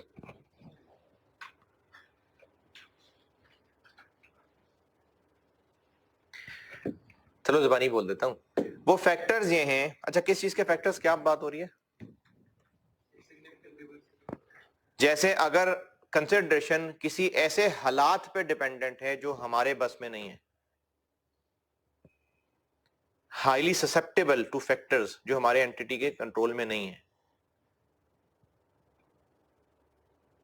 जैसे हो सकता है कि इस काम को वेदर कंडीशन बहुत अफेक्ट करने वाला हो। हम बिल्डिंग अपनी तरफ से तो खूबसूरत बनाने की कोशिश करेंगे, लेकिन क्या पता वेदर कंडीशंस पे डिपेंड करता हो ये। अगर वेदर कंडीशन बहुत टफ हो तो हम चाह के भी नहीं कर सकते। तो अब ये वाला बोनस हासिल करना सारा हमारी परफॉर्मेंस पे डिपेंड कर रहा है। एक्सटर्नल हालात हैं जो हमारे कंट्रोल में नहीं है, ये पहले बुलेट पॉइंट का मतलब है। तो देखो, अब ये वाली चीज हमारे पे डिपेंडेंट नहीं है ना। जब ये हमारे पे डिपेंडेंट नहीं है तो फिर अभी हम ज्यादा चोखे नहीं होते, अभी हम इसको ट्रांजैक्शन प्राइस का हिस्सा नहीं बनाते, क्योंकि हम यकीन से कह सकते हैं कि अगर आज हिस्सा बना लिया तो कल को रिवर्स नहीं करना पड़ेगा। नहीं कह सकते ना, क्योंकि बात हमारे कंट्रोल में है नहीं। बात उन चीजों पे डिपेंडेंट है जो हम कुछ नहीं कर सकते। जैसे मैंने कहा, अगर तो होता ना कि बिल्डिंग हमारे ही बनाने से अच्छी या स्टैंडर्ड के मुताबिक बनती, फिर तो हम यकीन कर सकते थे कि नहीं हमारी टीम बहुत अच्छी है, हम ये हासिल कर पाएंगे। लेकिन अगर बिल्डिंग का अच्छा बनना या ना बनना वेदर कंडीशंस पे बहुत ज्यादा डिपेंडेंट है, हम जितनी मर्जी एफर्ट कर लें, तो फिर इस बोनस को हम ज्यादा अभी उम्मीद नहीं लगाएंगे, क्योंकि ये बहुत सारे एक्सटर्नल फैक्टर्स पर डिपेंडेंट है।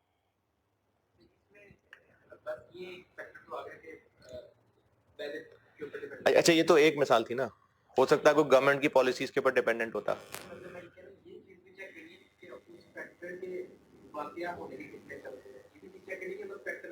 देखें, ये फैक्टर्स कंसिडर होने, अब आगे वो सब्जेक्टिव मामला है कि अगर लगता है कि नहीं वेदर कंडीशंस रहेंगी फेवर में ही, सारा फोरकास्ट चेक कर लिए, फलाने कंसल्टेंट से पूछ लिया, फलाने चैनल से पूछ लिया, और हमें देखो सब्जेक्टिव बात है ना, हाईली प्रोबेबल। ये तो आईएस ने कहा है कि फैक्टर्स आप कंसिडर कर लेना। अब उन फैक्टर्स को अगर हम ये समझते हैं कि नहीं नहीं कोई मसला नहीं है, खैर है, तो खैर है तो खैर है, यानी इट्स फैक्टर इटसेल्फ का एग्जिस्ट करना मसला नहीं है, वो हमें देखना है कि उसकी एग्जिस्टेंस हमारे लिए मसले वाली है कि नहीं। दूसरा फैक्टर, हमें समझ ही नहीं आ रहा कि ये जो अनसर्टेनिटी है ये कब रिजॉल्व होगी। अच्छा देखें, वेरिएबल तभी कह रहे हैं ना जब अनसर्टेनिटी है। ये अनसर्टेनिटी है ना कि पता नहीं बोनस मिलेगा कि नहीं मिलेगा, और ये अनसर्टेनिटी रिजॉल्व होने में ही 4 साल लगेंगे, तो फिर भी हम इसको अभी शामिल नहीं करेंगे। तीसरा फैक्टर है, पहली दफा काम कर रहे हैं हम, अब बात अपनी परफॉर्मेंस पे है लेकिन हम हैं ही इस काम में नए, तो फिर हमें ज्यादा शोखे नहीं होना चाहिए। चौथा फैक्टर यह है कि हम अपने काम की वो कीमत मांगने लगे। ये खैर अभी एग्जांपल में ज्यादा बेहतर समझ आएगा, ये चौथा भी और पांचवा भी, ये एग्जांपल में ज्यादा बेहतर समझ आएगा, बल्कि पांचवा बता देता हूं। 1.5 लाख भी हो सकता है, 4 लाख भी हो सकता है, 4.5 लाख भी हो सकता है, 17 लाख भी हो सकता है, 20 लाख भी हो सकता है, ये रेटिंग पे डिपेंड करता है, लेकिन होगा उनमें से कोई एक ही। यानी बीच की बात नहीं हो सकती कि एवरेज ले लें, होगा उनमें से कोई एक, लेकिन इतने ज्यादा पॉसिबिलिटीज हैं, डिपेंड करता है वो रेटिंग क्या लगाए हमारी। तो अब इसमें इतना कुछ हो सकता है जो हम नहीं जान सकते क्या होगा। तो ये पांचवा बुलेट पॉइंट है। ये सारी चीजें सिर्फ इस बोनस के लिए जी उसके लिए नहीं, मैं तो मिसाल इसकी समझाने में आसान थी इसलिए बात कर रहा हूं, वरना ये वेरिएबल कंसिडरेशन की बात हो रही है, इनके लिए भी है। देखें, हम इस बोनस को शामिल कर रहे हैं, लेकिन अगर इसका डिले होना हमारे कंट्रोल में नहीं है ही बहुत सारे वेदर कंडीशंस पे डिपेंडेंट, फिर तो फिर बोनस पे भी बात लग जाएगी।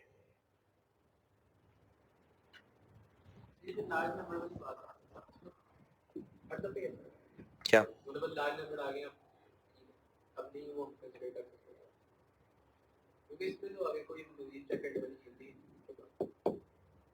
हाँ, शायद ऐसे ही लग तो ये रहा है कि हर दफा ये नाम ही आंसर आएगा। चले अब एग्जांपल पे हैं जी। सिग्निफिकेंस की बात करते हैं। क्या अब बोनस है पर डे 10,000 रुपए, अच्छा चलें, मैं अब अमाउंट की वजह से चलें इसको छोड़ देते हैं, लेकिन बात ये नहीं है कि सिर्फ हाँ या ना वाले पे एप्लीकेबल है, ये हाँ या ना वाला था ना, इसमें सिग्निफिकेंट ये है कि लाख रुपए। हाँ, तो अगर इसमें चूंकि अमाउंट बड़ी है तो फिर ये सिग्निफिकेंट है, अगर अमाउंट छोटी सी होती तो फिर हमारे रेवेन्यू में सिग्निफिकेंट रिवर्सल ना आता। 80 मिलियन, 2 लाख, तो इतना ज्यादा मसला नहीं है, ये सिग्निफिकेंट रिवर्सल, यानी पिछले फाइनेंशियल स्टेटमेंट में शौक ना लगे कि पीछे फ्रॉड करते रहो, फिर तुम लोग इतना रेवेन्यू दिखाते रहो, इतने सारी बड़ी रिवर्सल डाल दी इस दफा, ये ना हो, तो सिग्निफिकेंट रिवर्सल का है इसलिए। अच्छा, ये जो कैमरे वाले हैं इनको चूंकि इनके सवालों की आवाज नहीं आ रही होती, तो कोई खास बात नहीं है कोई खास बात नहीं है जो मैं आप लोगों के सामने दोहराऊं। चले एग्जांपल्स पे आ जाएं। एग्जांपल 23,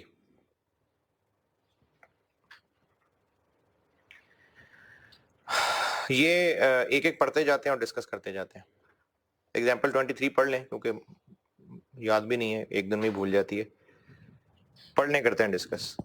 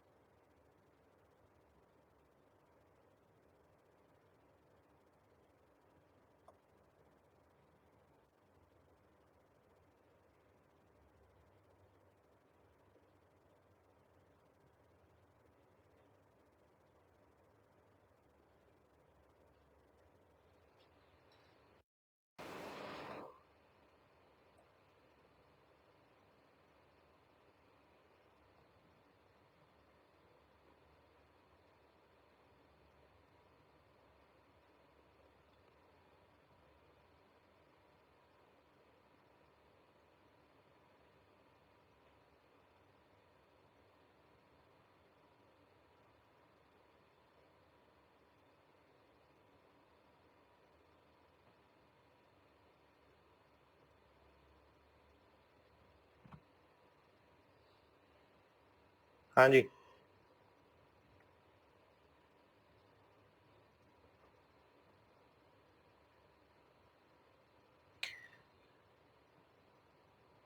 थर्टी टू तक पढ़ के दूंगा ब्रेक।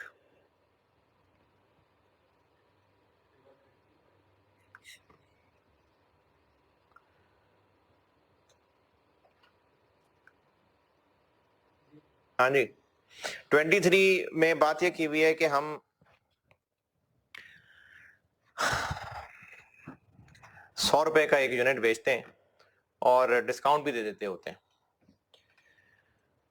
केस ए ये है कि हम अंदाजा लगा रहे हैं कि 20% डिस्काउंट दे देंगे और हम समझते हैं कि इतना ही होगा, इससे ज्यादा नहीं होगा, इससे कोई बहुत ज्यादा वेरिएशन नहीं आएगी, और अगर कोई आए भी तो वो 2-4 दिन में, हफ्ते 2 महीने के अंदर रिजॉल्व भी हो जाएगी। तो चूंकि हालात हमारे कंट्रोल में हैं, 20% डिस्काउंट का हमने सोचा है तो 20% के आसपास ही देंगे, और बहुत ज्यादा वेरिएशन नहीं आएगी तो हम 80,000 के ऊपर कॉन्ट्रैक्ट प्राइस ले लेंगे। लेकिन केस बी ये है कि डिस्काउंट में बहुत अनसर्टेनिटी है, कभी कभी हमें 20% डिस्काउंट देना पड़ता है, कभी कभी 60% भी देना पड़ सकता है, बहुत रेंज है, बहुत ज्यादा बड़ी रेंज है। अब इतनी बड़ी रेंज में तो अमाउंट सिग्निफिकेंट हो जाएगी ना। फिर हम सोचें कि हम 20% डिस्काउंट देंगे, कल को 60% देना पड़ गया, फिर तो ये तो सिग्निफिकेंट रिवर्सल हो जाएगी कल को, क्योंकि हम जो प्राइस कंसेशंस दे रहे हैं वो लार्ज रेंज है। ये उन पॉइंट्स में से चौथा है, मैंने नहीं बताया था कि अगर हम जो प्राइस कंसेशंस देते हैं वो रेंज है, लार्ज रेंज है, 20% भी हो सकता है, 60% भी हो सकता है। तो अब अगर हमने अंदाजा लगा लिया कि 20% डिस्काउंट देंगे, लेकिन कल को हालात ये निकले कि 60% डिस्काउंट देना पड़ गया, तो सिग्निफिकेंट रिवर्सल हो जाएगी। तो इसलिए अब हम लोग अंदाजा लगाते हुए हो जाएंगे ज्यादा मोहतात। अगर एंटिटी को लगता है कि लोएस्ट लेवल पे रह के चल सकता है काम, वो भी अगर वो मोहतात समझते हैं तो उन्होंने कहा कि 50% ठीक है, बस 50% पे कर लेते हैं, तो 50% पे कर लिया, क्योंकि उनको लग रहा है कि इतना तो हो ही जाएगा। तो 50% के ऊपर उन्होंने कॉन्ट्रैक्ट प्राइस डिटरमिन कर ली लोअर साइड पे रह के। ये केस बी है। जो एग्जाम्पल 24 है ये वही है जो कल सवालों में कर चुके कि हमने कस्टमर को कहा था कि इतने यूपीएस खरीदोगे तो इतना डिस्काउंट मिलेगा, और अंदाजा लगाया था कि इतने यूपीएस खरीद लेगा। वो जो सवाल किया भी था कि 610 खरीद लेगा, फिर पता लगा नहीं 830 खरीद लेगा, तो फिर बाद में हमने रेवेन्यू रिवर्स किया था डिस्काउंट। ये वही वाला ये एंड पे जो चीजें बेची हैं जब, और उसमें ये काम में और अगले साल में जाके मुझे पता चल जाएगा कि नहीं हम 50% का डिस्काउंट बना के बैठे तो 10% देना पड़ेगा। अब वो जो तो एस्टीमेट चेंज होगा ना, वो तो एस्टीमेट चेंज तो प्रोस्पेक्टिवली होता है। मतलब वो पिछले स्टेटमेंट के अंदर नहीं होगा। एस्टीमेट चेंज है ना, एस्टीमेट चेंज तो प्रोस्पेक्टिवली होता है, पिछले साल को नहीं रिवर्स करते। तो एग्जाम्पल 24 वही है जो हम क्वेश्चन कर चुके डिस्काउंट वाला, ये वही है। एग्जाम्पल 25 जो है वो पढ़ लीजिएगा। एग्जाम्पल 25 ये है कि हमने कस्टमर को मैनेजमेंट सर्विसेज देनी है, यानी कंसल्टेंसी कह लें, और जो पैसे लेने हैं वो परसेंटेज में है, और परसेंटेज जिस अमाउंट पे लगनी है उस अमाउंट का अंदाजा लगाना ही मुश्किल है हमारे लिए, हम उसका अंदाजा लगा ही नहीं सकते। हमने पैसे लेने हैं परसेंटेज में, और परसेंटेज जिस अमाउंट पे लगनी है उसका अंदाजा हम नहीं लगा सकते। तो जब उसका अंदाजा लगा ही नहीं सकते तो हम फिर अभी रेवेन्यू भी नहीं सोच सकते बैठ के। जब पीरियड एंड होगा, एक्चुअल रिजल्ट्स आएंगे, पता चलेगा कितना हमारा कमीशन बनता है, तो ही रिकॉर्ड कर सकते हैं, उससे पहले हम नहीं कर सकते। ये लिखा हुआ है इसके अंदर। एग्जाम्पल 26 पे आ जाए, और एग्जाम्पल 26 से पहले एक चीज पढ़ाता हूं आपको, पीडीएफ खोलना, पेज नंबर 4। जब आपको सिग्निफिकेंट फाइनेंसिंग कंपोनेंट बताया था, पहचान क्या बताई थी? हैं? साल से ज्यादा ही हो, लेकिन रीजन क्या बताया था कि कैश और परफॉर्मेंस ऑब्लिगेशन सेटिस्फाई होने में टाइम गैप बहुत ज्यादा है। तो इसको हमने फाइनेंसिंग क्यों समझा था? क्योंकि या तो हम कस्टमर को उधार दे रहे हैं या उसे उधार ले रहे हैं, तो फिर इसमें हमने डिफरेंस को इंटरेस्ट कहा था। लेकिन हमेशा ही ये उधार नहीं होगा, इसको देखना पड़ेगा कि हम ये गैप क्यों रख रहे हैं। अगर वाकई उधार है तो वो है जो कल बताया था, अगर उधार नहीं है तो फिर वो नहीं है जो कल बताया था। जैसे कंस्ट्रक्शन इंडस्ट्री के अंदर ये नॉर्म्स हैं कि जो कोई कंस्ट्रक्शन करता है तो वो कस्टमर थोड़े पैसे अपने पास रख लेता है, जिसको रिटेंशन मनी कहते हैं। यानी अगर हम अपने कस्टमर को बिल्डिंग बना के दे रहे हैं तो कस्टमर ने कहा कि आपके पैसे मैं पूरे नहीं दूंगा, कुछ अपने पास रख लूंगा, लेट्स से 10%, वो 2 साल बाद दूंगा। तो वो जो हमसे पैसे काट के रख रहा है 2 साल बाद दे रहा है, वो हमसे उधार ले रहा है। फिर वो सिक्योरिटी ले रहा है कि बिल्डिंग गिर ना जाएगी 2 साल के अंदर, तो वो इसलिए पैसे डिले कर रहा है, उधार की नीयत नहीं है बीच में। तो इस सूरत में फिर ये लोन वाला काम नहीं होगा। तो जो लोन वाला मैंने कल बताया था प्रेजेंट वैल्यू, उसके लिए जरूरी है कि उधार वाला एलिमेंट आए। अब ये कैसे पहचाना जाएगा, ये तो नियतें वही उसी को पता होगा जो कर रहा है, ये तो एंटिटी को पता होगी कि नियत क्या है हमारी। अगर नियत वाकई उधार की है, अच्छा स्टूडेंट को कैसे पता चलेगा, ये भी आगे एग्जांपल्स करते हैं ना, तो उनसे आइडिया हो जाएगा। असल में कैसे पता चलेगा, पता ही होगा, हमें पता ही होगा कि हम कस्टमर को डिले क्यों कर रहे हैं पैसे, या तो वो मिन्नतें कर रहा होगा या हम मिन्नतें कर रहे होंगे, तो फिर ये वाकई फाइनेंस है। लेकिन अगर कोई और रीजन है तो फिर ये जबरदस्ती का फाइनेंस नहीं है। अब ये मिसालों में देखते हैं, होगा, लेकिन उसको हम जब फाइनेंस नहीं कह रहे तो फिर इंटरेस्ट भी नहीं ले रहे, टाइम वैल्यू का फर्क है, होता रहे। एग्जाम्पल 26 जो है ना, ये तो सादी सी है। एग्जाम्पल 26 में कुछ नहीं है खास बताने को, जो हमने डिस्काउंटिंग पढ़ ली है वैसी ही है। एग्जाम्पल 27 वो है जो मैं बता चुका कि कंस्ट्रक्शन कॉन्ट्रैक्ट का कस्टमर ने कहा, मुझे कहना है कुछ,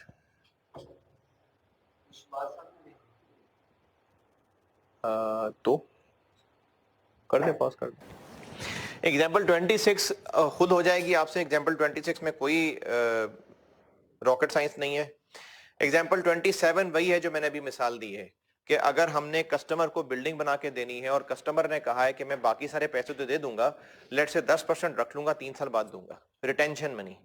तो वो ये पैसे हमारे क्यों रख रहा है, क्योंकि उसको उधार चाहिए नहीं, सिक्योरिटी के लिए। तो अब यहां पर बेशक पैसे आने में 3 साल का गैप है, लेकिन ये फाइनेंसिंग नहीं है, तो इसमें नहीं होनी डिस्काउंटिंग। ये एग्जाम्पल 27 है। पैसे कम नहीं मिल रहे बाद में, हैं? पैसे तो मिलेंगे ना, हाँ हाँ 3 साल बाद, वो कम नहीं होंगे। देखें, चूंकि मकसद लोन नहीं है तो फिर इंटरेस्ट भी नहीं आना चाहिए। टाइम वैल्यू ऑफ मनी है, होती रहे। जो टिपिकली फाइनेंशियल इंस्ट्रूमेंट्स है ना, जैसे लीज है, टिपिकली पेएबल रिसीवेबल है, जो अभी बन चुका फाइनेंशियल इंस्ट्रूमेंट्स हैं, अभी बन चुका, उसमें तो फिर चलो हम कहें जी कि ये टाइम वैल्यू ऑफ मनी है। ये तो एक सादे रेवेन्यू की बात हो रही है। इसमें जबरदस्ती तब इंटरेस्ट लेके आना है जब पता हो कि लोन ट्रांजैक्शन होने लगी है, वरना नहीं। वैसे ये चीजें तो स्टार्ट में डिसाइड है, क्या? रिटेंशन मनी हाँ, साल बाद मिलेगा, तो लेकिन शुरू में पता चल जाएगा ना कि 3 साल बाद मिलना है, इवन देन डिस्काउंटिंग नहीं करेंगे इसमें। तो एग्जाम्पल 27 यही है जो बता दी थी। एग्जाम्पल 28 समझ लें। एग्जाम्पल 28 सारी इसी पे बात की हुई है, उसकी उन्होंने 2-3 ए बी दो सिचुएशंस बनाई हुई हैं। मैंने बताया था कि हमने डिस्काउंट रेट कौन सा इस्तेमाल करना है, मार्केट रेट तो एक वैसे मिसाल बोली थी ना, जो उस वक्त दोनों के हालात के मुताबिक, अगर वो दोनों आपस में लोन की ट्रांजैक्शन करते तो उसमें क्या इंटरेस्ट रखते, वो यूज करना है। यानी हमने इफेक्टिव इंटरेस्ट रेट नहीं निकालना, हमने उनका जो आपस का लोन का रेट होता वो लेना है, इफेक्टिव इंटरेस्ट रेट नहीं निकालना। हाँ, ये हो सकता है कि जो इफेक्टिव इंटरेस्ट रेट निकले वही फेयर हो, ये हो सकता है, ऐसा हो सकता है। बस ठीक है, बंद कर लिया था। ऐसा हो सकता है कि सब फेयर कैलकुलेशन हुई हो तो जो इफेक्टिव इंटरेस्ट रेट निकले वही वो रेट हो जो उन पे लोन का होना, ऐसा हो सकता है। लेकिन इसका मतलब ये नहीं कि हम इफेक्टिव रेट को यूज कर सकते हैं। अगर ऐसा नहीं है, यानी इफेक्टिव इंटरेस्ट रेट कुछ और आ रहा है और लोन पे रेट कुछ और होता, तो हमें कौन सा यूज करना है, लोन वाला। इसमें आप पहली लाइन भी पढ़ लें तो काफी है। एग्जाम्पल 28 के अंदर केस ए है, जैसे जो इफेक्टिव रेट बनता है वो 5% है और एंटिटी को लगता है कि यही मुनासिब है, अगर सेपरेटली करते तो भी इतना ही होता। यानी इफेक्टिव इंटरेस्ट रेट 5% है और एंटिटी को लगता है कि अगर हम सेपरेट लोन ट्रांजैक्शन करते तो भी हम एक दूसरे को 5% ही चार्ज करते, तो बस ठीक है 5%। लेकिन सिनेरियो बी ये है कि इफेक्टिव इंटरेस्ट रेट बेशक 5% है, लेकिन अगर हम लोग सेपरेट लोन की ट्रांजैक्शन करते तो 12% रेट इस्तेमाल करते, तो अब कैलकुलेशन में कौन सा इस्तेमाल करेंगे? 12%। ये है एग्जाम्पल ए, केस ए और बी में।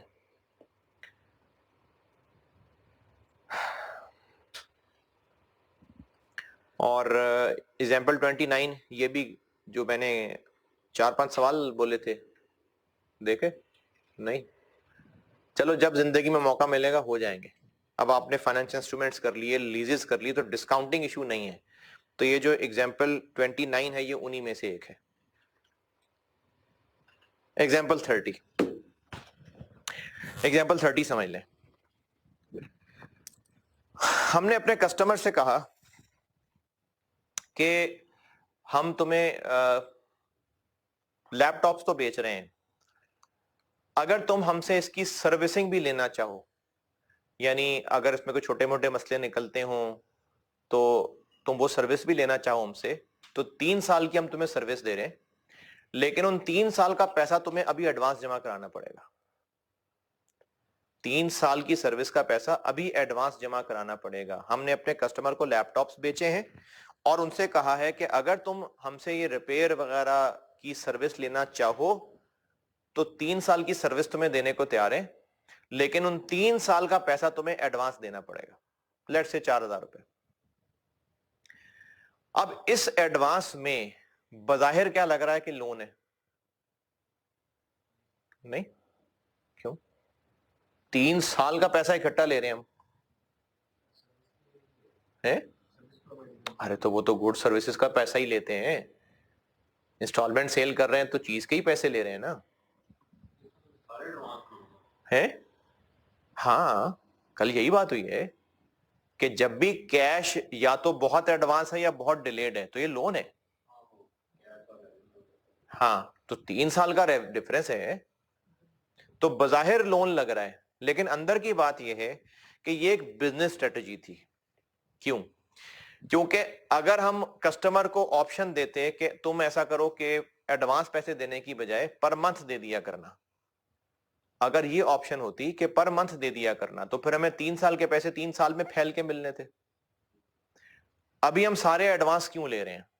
हम सारे एडवांस इसलिए ले रहे हैं कि जब कस्टमर्स को लगेगा कि लैपटॉप तो अच्छा खासा है, इसमें तो कोई मसला ही नहीं निकल रहा, तो वो हमसे सर्विस ही नहीं लेंगे। 2-4 महीने लेंगे, इसके बाद छोड़ देंगे। जब उनको लगेगा कि सब ठीक है तो छोड़ देंगे वो। तो वो जो हमें 3 साल का रेवेन्यू आना था वो 2-4-6 महीने में ठुस हो जाएगा। सर्विस वो लोग कंटिन्यूड रखेंगे जिनको मसले आएंगे, तो इसका मतलब लोगों को मसले आ रहे हैं तो हमें खर्चा पड़ेगा। यानी हमने अगर 200 कस्टमर्स को चीजें बेची हैं और उन 200 के 200 से हम एडवांस पैसे ले लेते हैं कि हम 3 साल फ्री सर्विस करके देंगे आपको, तो क्या कि 200 के 200 सर्विस कराएंगे हमसे, लेकिन पैसा तो सबका आ गया ना, पैसा सबका आ गया। लेकिन अगर हम ऐसा कहते कि तुम मंथली दे दिया करना पैसे और रिपेयर करा लिया करना, तो वो लोग तो इसमें से फारिग हो जाते जिनको मसले नहीं आते होते। वो 2-4-6 महीने में कहते हैं क्या करना है यार, रिपेयर सर्विस लेके मसले तो निकलते ही नहीं है, तो रेवेन्यू गया। और कुछ वो लोग रह जाते जिनको वाकई मसले आते होते, तो वो एक तो रेवेन्यू थोड़ा हो गया, दूसरा उनको मसले आ रहे हैं, चूंकि खर्चा उतने का उतना है। तो हमारा बिजनेस डिसीजन है कि हम सब लोगों से पैसे ले लें। एक और मिसाल इसकी जहन में आई, ये जो बुफे सिस्टम होता है खाने का, सारे लोग डंगर होते हैं, सारे ही तुन तुन के खाते हैं? नहीं, लेकिन वो कहते हैं जी आप सारे हमें पैसे दें, खाओ जितना मर्जी खाना है। अगर वो ये करते कि आप बस एक एक प्लेट के पैसे दे दें, जितनी एक्स्ट्रा प्लेट लेनी है उसके और पैसे दे देना, तो सारे थोड़ी 2-2 प्लेटें खाते हैं, तो उससे रेवेन्यू कम हो जाता। और जो वाकई डंगर होते वो पैसे भी थोड़े दे रहे होते और खाना भी खा रहे होते। तो हमें उन लोगों से पैसे ना आते जिन्होंने एक प्लेट से ज्यादा नहीं खाना। तो बुफे सिस्टम निकाल दिया कि पैसे सबसे ले लो। अब ये एक बिजनेस स्ट्रेटजी है। तो यहां पर 3 साल के पैसे एडवांस में ले लेने का मकसद लोन लेना था, तो अब ये डिस्काउंटिंग वाला केस नहीं है, तो इसमें डिस्काउंटिंग नहीं होगी। ये एग्जांपल 30। जब आगे जाके सेटिस्फाई होगा तो इसी अमाउंट पे यानी काउंट करेंगे। जी जी जी बिल्कुल, कोई डिस्काउंटिंग नहीं। 31 और 32 जो है ये कल सवालों में हो चुका है। 31 32 कल सवालों में हो चुका है। हाँ, रेवेन्यू रिकॉर्ड नहीं, मैंने ये नहीं कहा कि रेवेन्यू रिकॉर्ड सारा पहले दिन कर लेंगे, ये नहीं कहा मैंने। रेवेन्यू तो आस्ता आस्ता ही रिकॉर्ड होगा, लेकिन ट्रांजैक्शन प्राइस इटसेल्फ जिसको ओवर द पीरियड रिकॉर्ड करना है वो पूरी फिगर होगी, उसको डिस्काउंटिंग नहीं करनी। अभी हमने स्टेप 3 के अंदर सिर्फ ये पढ़ा है कि ट्रांजैक्शन प्राइस कितनी है, उसको रेवेन्यू कैसे बनाना ये नहीं पढ़ा अभी, वो भी ब्रेक के बाद पढ़ना है। एग्जाम्पल 31 32 ये कल सवालों में हो चुकी है कि अगर नॉन कैश कंसिडरेशन है तो क्या करना है, और अगर कस्टमर को उसकी शॉप में शेल्फ बनवाने के पैसे दे रहे हैं तो क्या करना है, तो ये हम कल कर चुके हैं। इसमें डिस्काउंट का वर्ड क्यों यूज किया जा रहा है?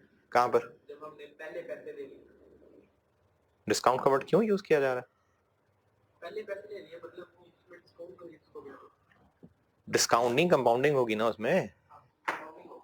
डिस्काउंट तो मैं वैसे प्रेजेंट वैल्यू और टाइम वैल्यू ऑफ मनी के लिए डिस्काउंट बोल रहा था। मतलब ये क्या है कि मतलब इनफ्लेट नहीं करेंगे उसको। हाँ, मतलब सारे पैसे पकड़ लिए तो हम उसको कंपाउंड करके रेवेन्यू नहीं बनाएंगे, उसी अमाउंट को रेवेन्यू बनाएंगे।